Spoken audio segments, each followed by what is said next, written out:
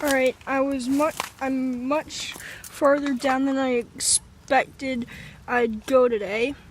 And I was going to turn back. Luckily I didn't. Because I found a dump.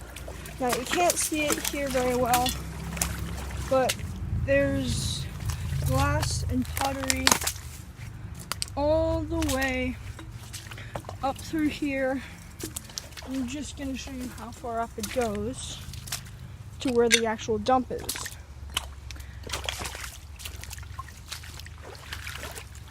It goes really far. Or at least I think it goes pretty far.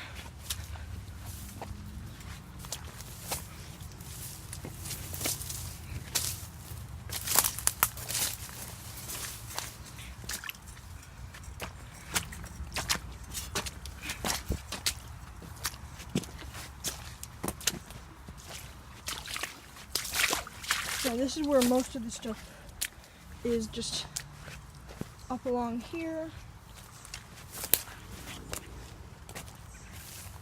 And the dump is right in this bank here. So I'm gonna stay here for a while, dig around. I'll tell you if I find anything. But first, before I end this clip, I found this pickle bottle.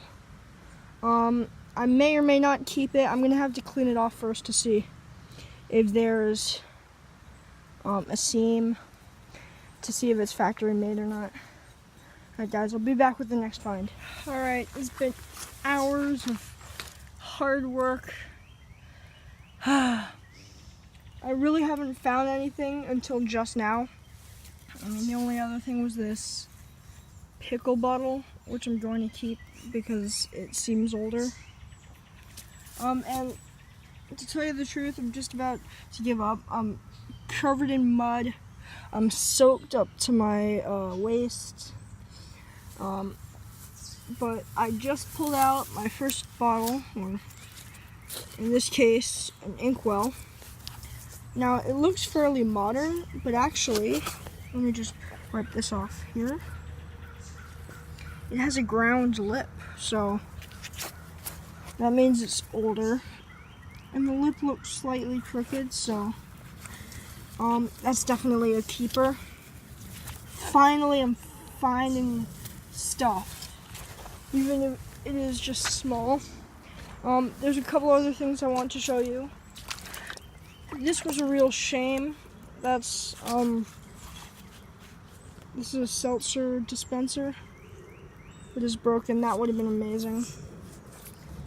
And I found a piece of this soda bottle. This is Leo Salamandra. Now I have found a Lewis Salamandra bottle, but I've never found a Leo Salamandra bottle. So the Lewis Salamandra bottles are very uncommon.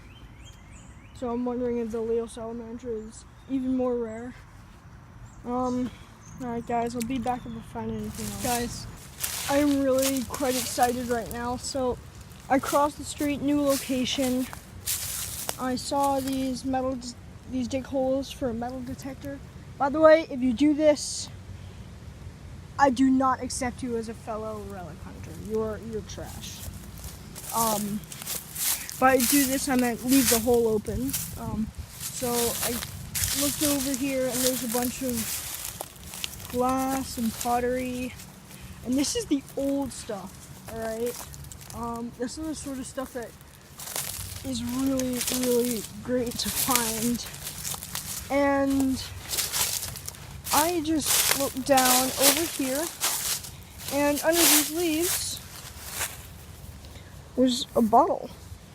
It's a crown top. It's machine made, but it's a really nice color. It has some bubbles. It says CL Schol. I think it's CL Schalafel, Trenton, New Jersey. I've never seen this bottle before, so This is really exciting. So I'm gonna stick around and poke around a bit and see if I can pull something else out. Alright, I'll be back with you next time. I just pulled out this old blown in a mold medicine. And I looked inside. And those moving things are ants.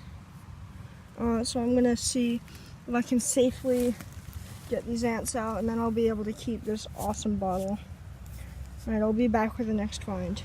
Alright guys, I'm done with this place and I'm probably gonna go home soon. But I really like this sort of dump. I find a couple of these each year so far. But these sort of dumps are getting less and less common as a lot of housing developments are built, because they're usually built on old farmland around where I live. There's a lot of this sort of stuff on old farmland. So there's going to be less and less of these. Usually there's single family dumps, but this one was probably for a fairly sizable community considering some of its age. And I had a question about one piece of glass. Is that a pontil? I don't think it is, but I thought I might as well check. And why is there a giant sheet of lead? Because that is actually lead, and it's heavy. But yeah, the reason I love these things so much is not because you find a bunch of bottles, although this one I did find 2 bottles, which is really uncommon. But I love these because you can learn a lot about the local history in the, well, at least for this dump, it would be probably about 1912 back until maybe 1870s or 1860s. I don't know for sure, but this is probably going to be it for today, unless I find something else. So this is going to be it for now. Alright, I'm back home. Sorry about my voice, I have a bit of a cold. As you can hear, it's pouring outside. You probably may hear some thunder. So I'm back home, everything's cleaned up. I really didn't find much today, 3 bottles. So it's kind of a pretty bad haul. They're still pretty good. So I got the CL Schaumafel. It's quite a mouthful to say. I haven't been able to find much information on this bottle, unfortunately. I'll have to do further research onto this one. And it's a local one, it's from Trenton. I got the little amber blown in the mold med. I cleaned it up and there's actually a bunch of cracks on the back. But these cracks actually look like the bottle was broken and was glued back together with what looks kind of like silver nail polish. So that's pretty cool. It's a much older style than what I normally find, so that's a nice bottle. And I got the ground lip inkwell. This thing probably weighs 1.5 pounds. It's a lot of glass.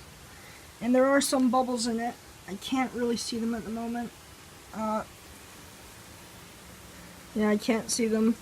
But it seems like a fairly early inkwell. I mean, for the design. When I first pulled this out, I thought it might have been from the 60s. Like an Art Deco 60s inkwell, but the ground lip says otherwise. And one last thing, you guys might have seen in one of my other videos, I found these railroad brackets. I mean, these insulator brackets, not railroad brackets. And I screwed a couple of Brookfield beehive insulators onto these. So, that looks pretty cool. I'll have to figure out some way to display that. Alright guys, that's going to be it for now. I will see you all later.